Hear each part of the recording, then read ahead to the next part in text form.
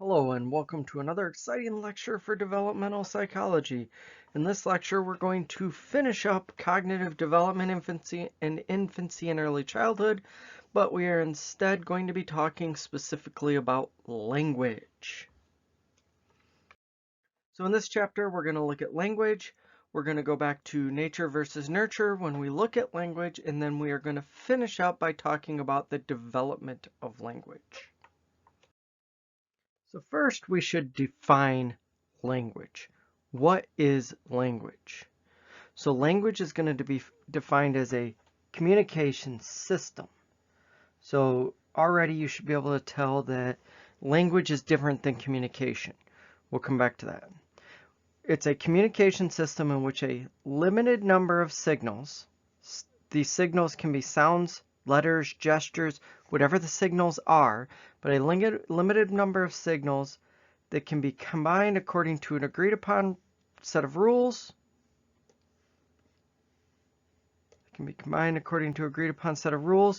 To produce an infinite number of messages. So it is communication. So communication is necessary for language. Language is not necessary for communication.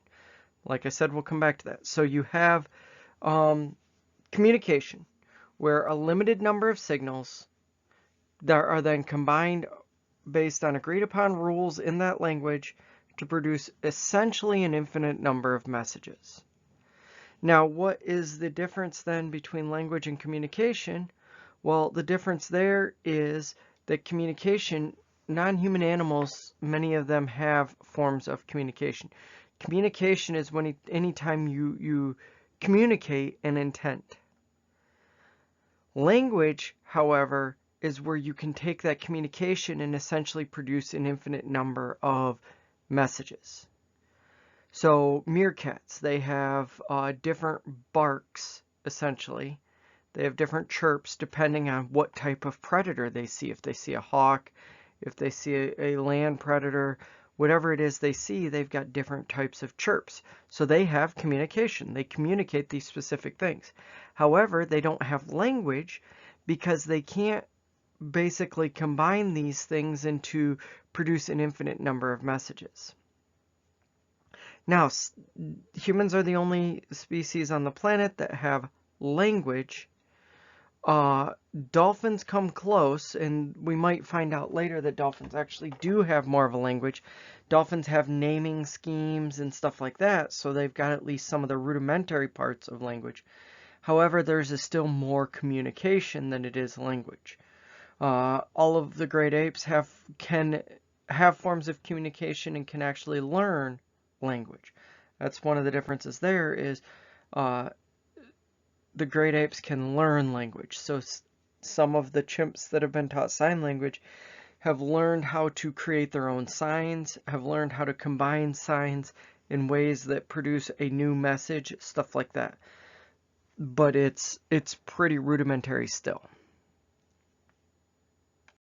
Let's look at some properties of language. First is the ability to communicate almost anything we can think of, such as objects, events, even ideas. We can make up new words as needed. All humans will form language, and I'm going to talk about that on the next slide. But all humans will form language. Humans, in absence of a language being given to them, will actually create their own.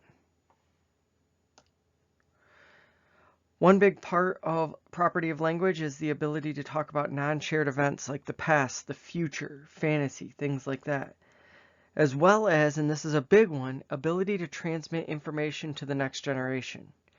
It's because any cognitively intact child can easily learn language and through that be able to learn about culture and society. So again, let's talk about some of the great apes. You've got chimps. They actually convey information to the next generation, but that's about the limit of it. Then that can convey it to the next, but you lose some. Without language, with just communication, without language, they aren't able to keep the information going so that they can build on what they already know from generation to generation. whereas humans can.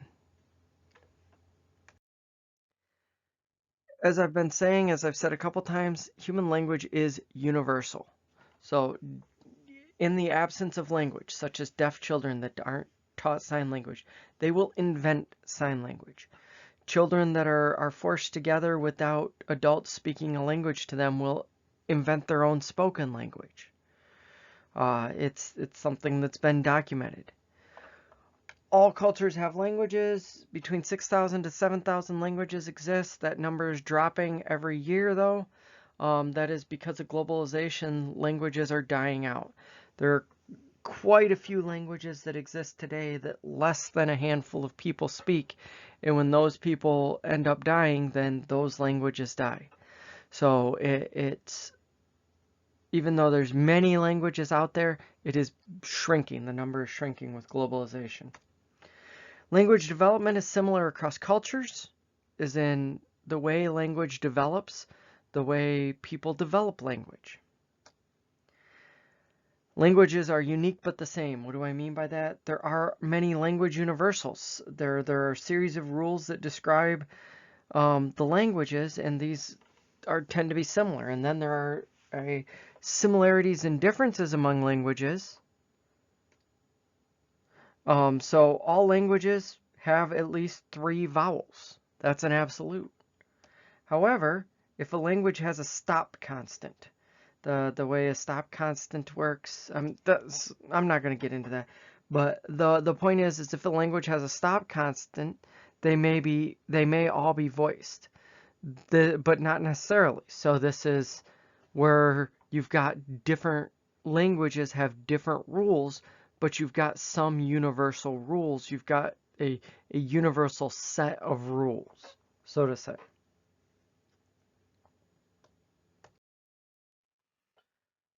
As far as studying language, psycholinguistics study language. They discover the psychological process by which humans acquire and process it. Some things they study, comprehension. Comprehension is processing language.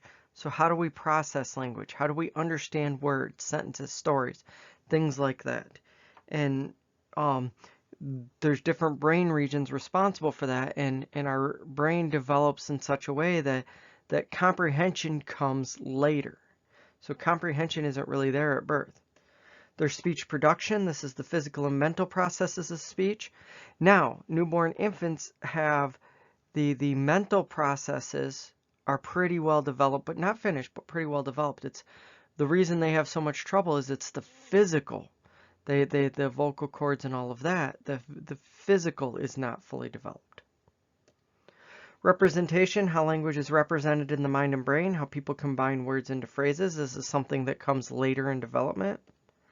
And finally, acquisition, how we learn language. And this is very relevant to development.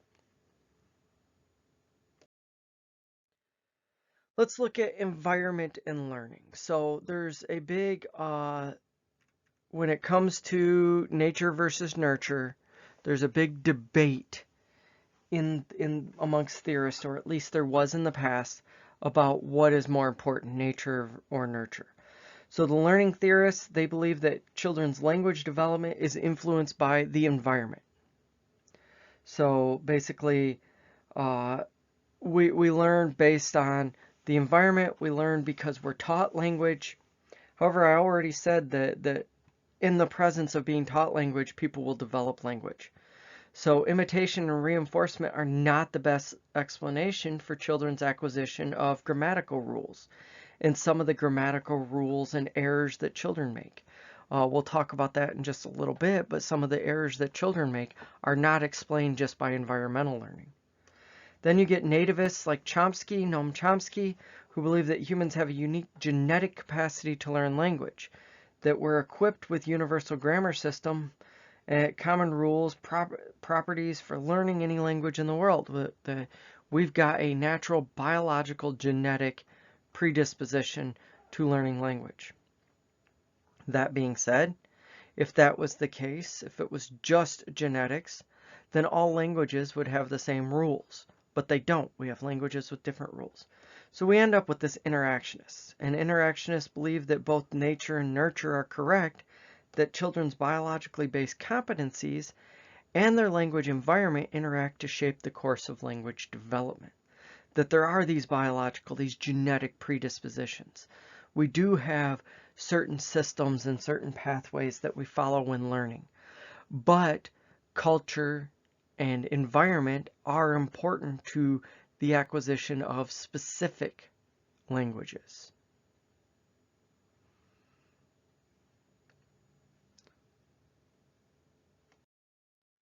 So let's look at the neurobiology. There's two areas of the brain, the Wernicke's area and the Brocus area. These are responsible for comprehension in Wernicke's area and production of speech in Brocas area. So these are areas of the brain that are basically, together these deal with processing and production of speech. However, damage to either one will affect both because they are integrated. It's just damage to Wernicke's damage to Wernicke's impacts comprehension more than it does production, and damage to Broca's impacts production of language more than it does comprehension. But they are both impacted from that. Let's look at a bunch of terms here. So mastering language is where we're basically, you have to master the rules. So you've got the words, which are symbols. And then you have to master things like phonemes, morphemes, syntax, semantics, pragmatics, and prosody. So I might ask a question on the exam, all of these are important for mastering language except what? Or I might even ask, what is one of these? So know these. Syntax first. Syntax is the rules for forming sentences. Phonemes is the basic unit of sound that can change the meaning of a word. So ba, B-A, is a phoneme. If I change ba as in bad, the word bad. If I change ba to la, I've changed the word bad to lad. So I have changed the meaning of a word by changing the phoneme. There are a limited number of phonemes in each language. I believe English has around 36 phonemes that we use, 36 different sounds. So everything in our language comes from those 36 different sounds. Morphemes, though, are the basic unit of meaning that exists in a word. So ba wouldn't be meaning in a word. You would have to have bad, so meaning. But if you had the word fire truck, you've actually got two morphemes in that, fire and truck. So it's the basic unit of meaning. Then semantics are understanding the different meanings of language. So semantics is where you understand the meanings in language. Pragmatics of language are rules for using language in different contexts. You speak to a sibling different than you speak to your parents. You speak to your friends different than you speak to your boss, that type of thing. And finally, prosody is how sounds are produced. So prosody is going to relate to the shape of your mouth, how your tongue is positioned, how your tongue touches your mouth, the lips, the vocal cords.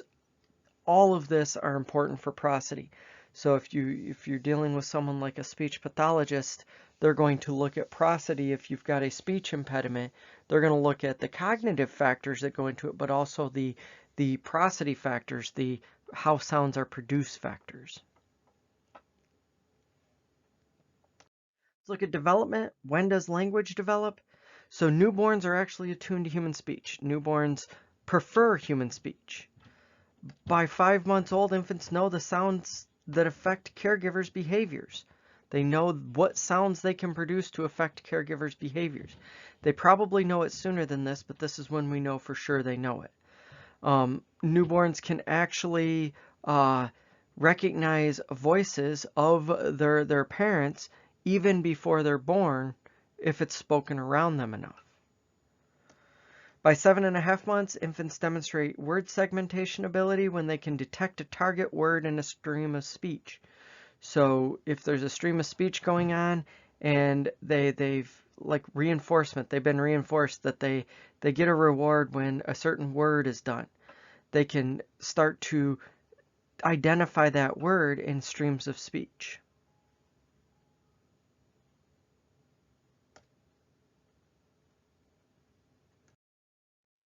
Let's look at some milestones, so when certain things happen. So first, around 6 to 8 weeks of age, babies start cooing. Cooing is where there's repeated vowel sounds, so ooh, ah, that type of thing. So the early cooing is just going to be one sound basically over and over. Later cooing, they might switch between them. And they tend to do this when they're happy, when they're content, that type of thing. Then around 4 to 6 months of age, you start to get babbling. Babbling is where they start to now include consonants. So vowel sounds are cooing. Babbling is going to have consonant vowel combinations, and they will repeat it over and over and over again. Ba ba ba ba ba, da da da da da, ma ma ma ma ma, that type of thing. They learn that they're making the noise and they enjoy making the noise, so they'll just make it over and over again. They can learn that even at this age in babbling, that some of the babbling they do results in specific things, so they start to associate that specific babbling sound with getting that thing. Later babbling, though, can include 2 or more sounds. So instead of ba ba ba ba, ba da ba da ba da, like that. So 2 or more sounds.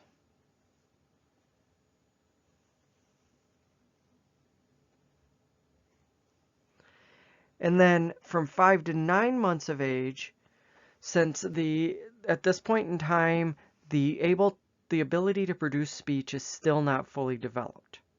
But the ability to understand some speech and the ability to understand that certain sounds produced result in certain responses from caregivers, then during this period of time from 5 to 9 months, before the vocal cords and everything are fully produced, fully developed so that the sounds can be produced as intended, during this time, jargon starts occurring where they'll make a specific sound that relates to a specific thing, but that's not actually a word for it. So, baba could mean bottle, jargon for bottle. There can be jargon for a bear, stuff like that.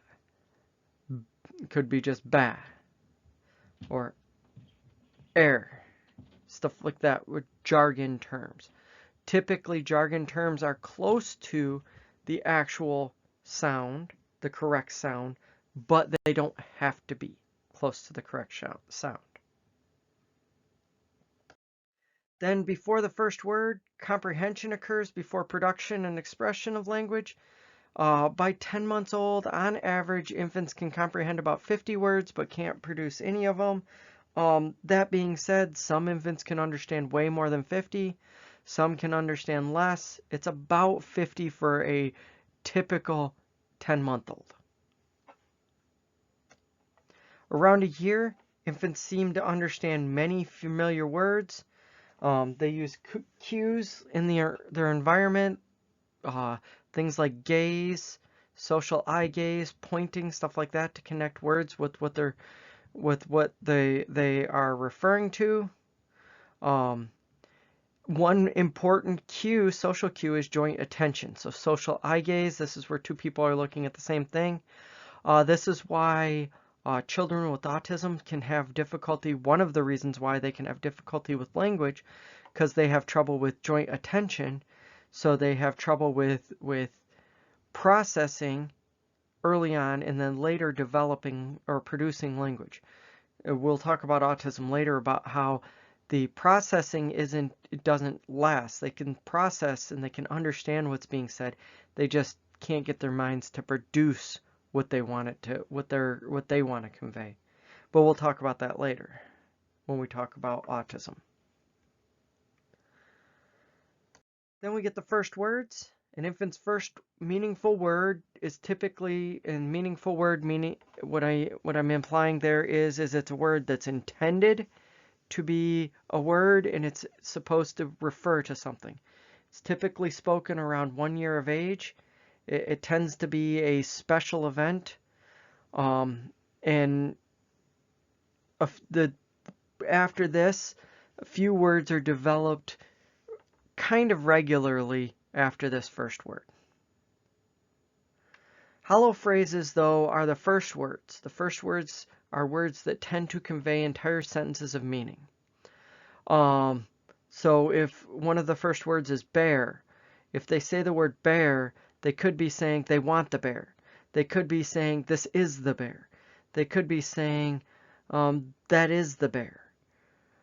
Stuff like that. So it's when the first words are hollow phrases, basically meaning it's one word, but it conveys a whole sentence. They also start to use nonverbal symbols and gestures during this time because infants at this age start to know what they want, but they just can't produce the language yet to say what they want. So they'll use nonverbal in addition to the few verbal words they have. So vocabulary acquisition during this time proceeds about one word at a time. Within 6 months, at 18 months, the child has typically learned about 30 to 50 words. So even if it's 30 words, that's 30 words over the course of 6 months. 6 months is 180 days. So you're looking at a new word about every 3 days on average. So it's actually a new word about every 2 to 3 days during this time. And that's typical, but at 18 months, right around here, the vocabulary spurt occurs.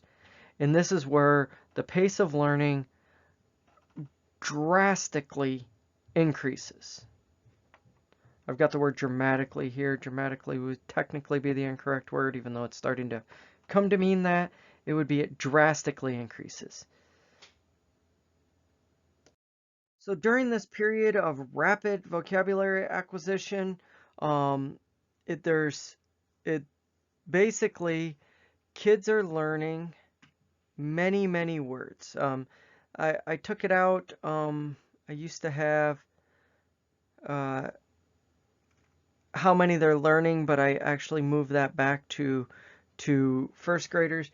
But when I'm talking about rapid vocabulary acquisition, you're talking about somewhere in the range of, well, by first grade, there's 10,000 words.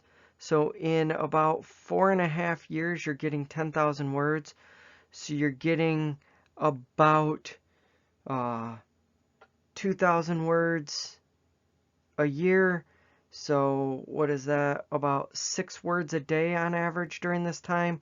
But it's actually much bigger than that because during this time during the early time they're getting a lot more a lot quicker. However, this rapid vocabulary acquisition does involve mistakes. The first of the mistakes is what's referred to as overextension. Overextension is where the use of a word is referred to too broad of a range of events. So where use a word for dog when a baby sees a cat for the first time. Underextension is the use of a word in too narrow of a fashion. So the opposite of that, they've got a dog. They see another dog and they don't know it's a dog. They don't refer to it as a dog because they're using the word dog is too narrow. It's only their dog. Now, why might this be the case? I'll let you think about this for a minute. What's going on here? And actually, it was from the previous lecture to this when we were talking about cognition. There was something in there.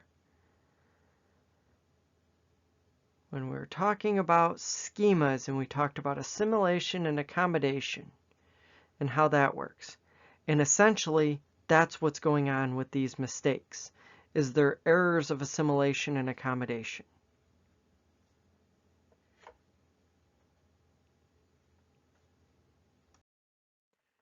So let's look at some communication intents. So all communication involves these 7 intents. So I might ask, all of these are communication intents except. So we've got request, you make a request. A protest, you make a protest. A comment on something. A response to a request.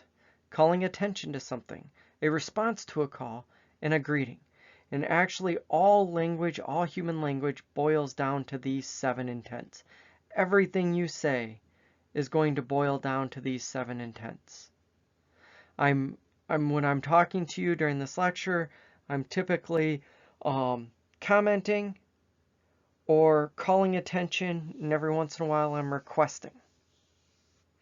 Except when I start the lecture and then I'm greeting.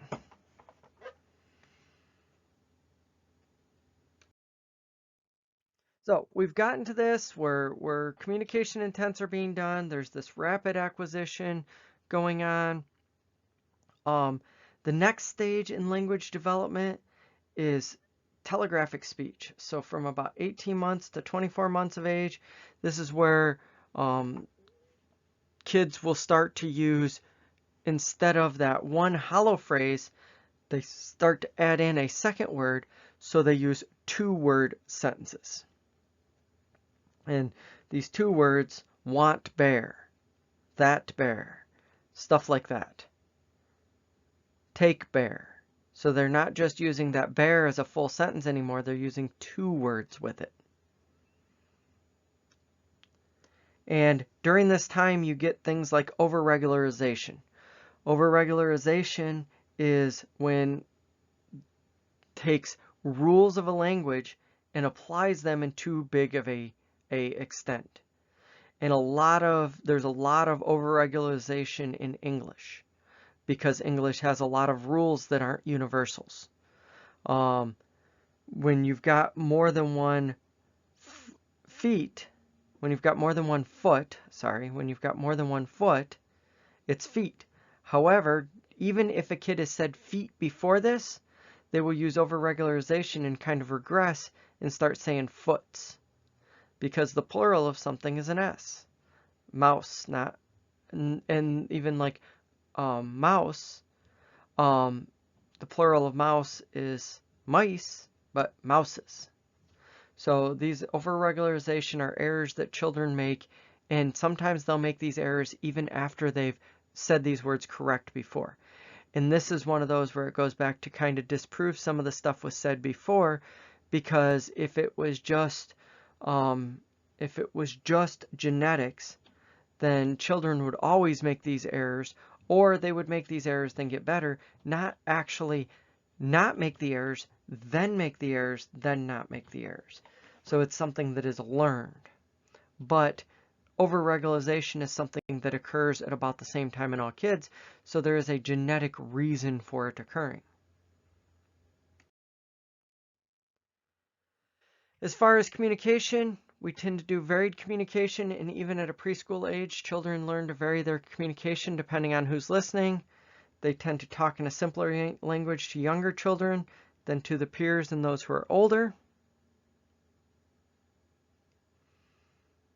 And I've talked about this a few times. So how as adults we talk different to our friends than we do to our parents, or our friends than we do to our boss. Well, children as early as preschool age start to do this and learn this.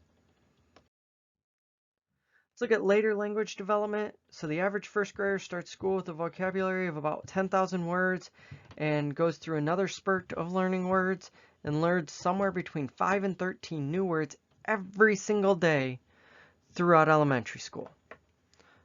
So for many years, learns 5 to 13 new words a day. So getting to the point where you know tens of thousands of words. Middle school children and adolescents bring in metalinguistic awareness, that is, knowledge of language as a system rather than just using language, knowledge that language exists and how to utilize language. And then adolescents are better able to understand and define the abstract and are better able to infer meanings that are not explicit.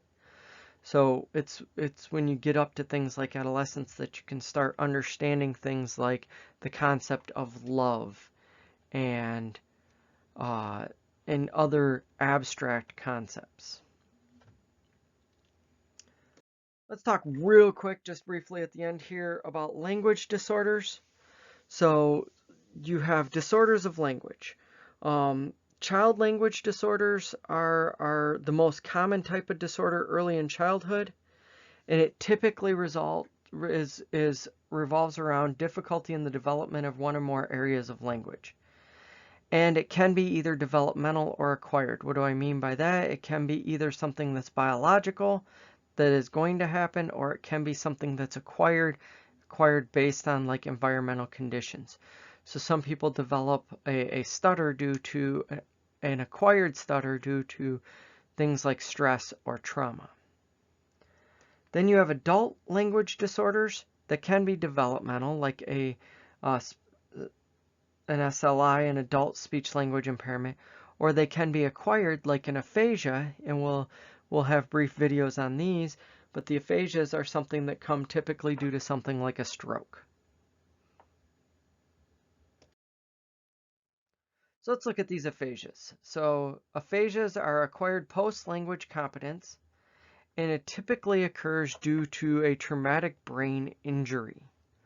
So the first of these is Brocus aphasia. So I told you I'd come back to Wernicke's and Brocus.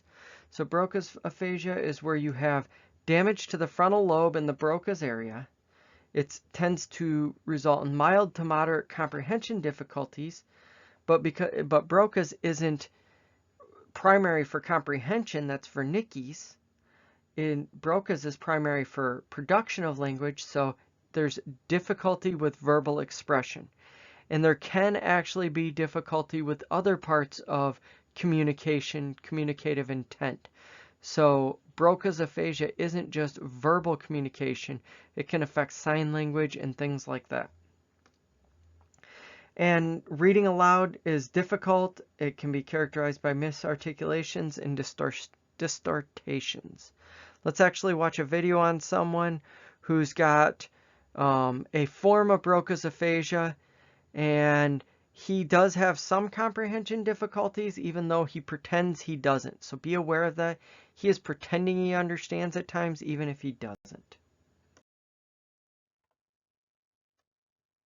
However, we shall see how effective this patient is at manipulating his intonation of this utterance. The segments you will see are, first, a conversation about his upcoming move to a new house, followed next by a sample of his spontaneous automatic speech.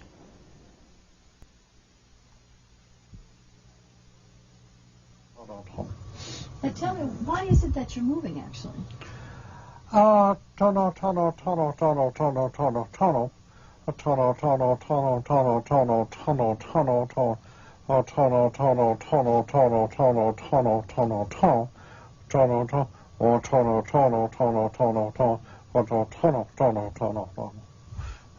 Is it because the kids have grown and the house is getting too big, or ready for a smaller place? Seems reasonable. Less to keep up.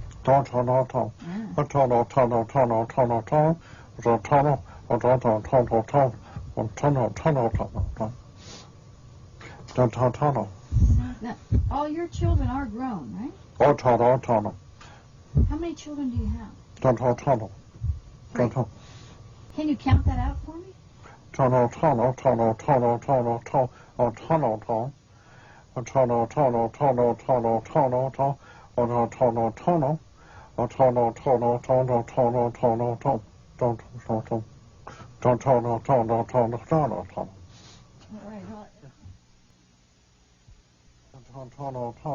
What number is this?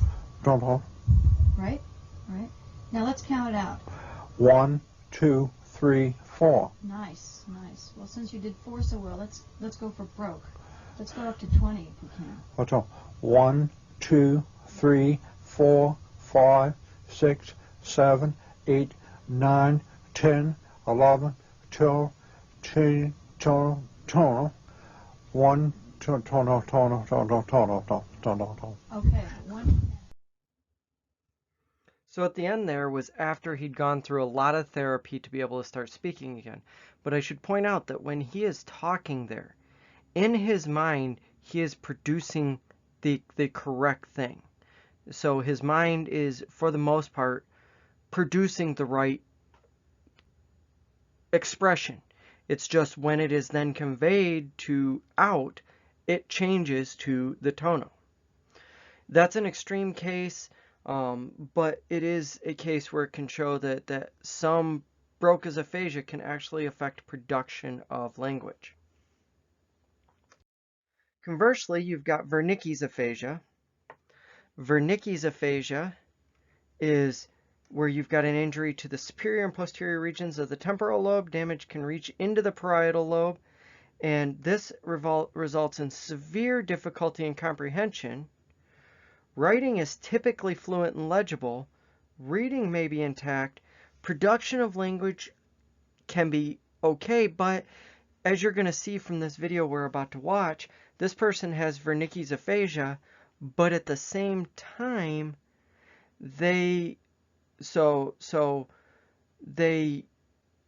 also have some big difficulty in production.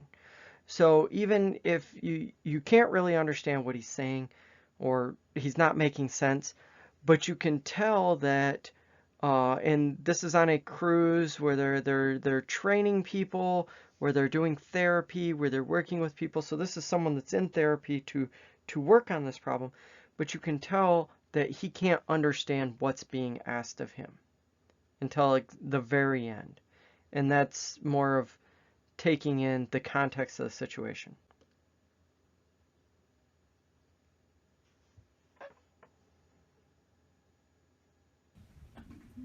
Hi, Byron. How are you? I'm happy. Are you pretty? You look good. What are you doing today? We stayed with the water over here at the moment and talked with the people for them over there.